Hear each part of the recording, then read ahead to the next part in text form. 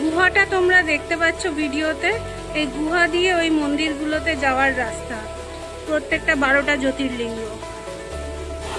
এখানে 12টা জ্যোতির্লিঙ্গ দাঁড়িয়ে আছে। বৃষ্টির মধ্যে আমি পরপর নামও বলতে পারছি না, এক এক করে প্রচন্ড বৃষ্টি পড়ছে এখানে, দেখতেই পাচ্ছ ক্যামেরায়। আমি জাস্ট ছবি তুলেছি। যারা গেছো তারা অবশ্যই নাম দেখতে পারবে, এবং প্রত্যেকটা মন্দিরও তারা চেনো। কেদারনাথ দেখাচ্ছি, অ্যাশ কালারের মন্দিরটা কেদারনাথ।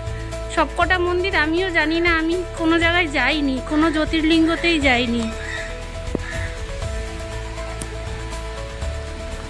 51 ফিট উঁচু এই হলো সেই শিবলিঙ্গ, যেটা এই মন্দিরের সব থেকে বড় অ্যাট্রাকশন। তোমরা দেখতে পাচ্ছ 4টে মাথা আছে শিব ঠাকুরের, একটা গঙ্গার দিকে আর 4টে মন্দিরের দিকে। তো 12 মন্দিরের মেন শিবলিঙ্গ যেটার উপরে রূপো দিয়ে গড়া আছে, সেই শিব মন্দিরকে দেখতে চলেছি আমরা এখন। এই দেখো সেই শিব মন্দির, এখানে কাজ চলছে।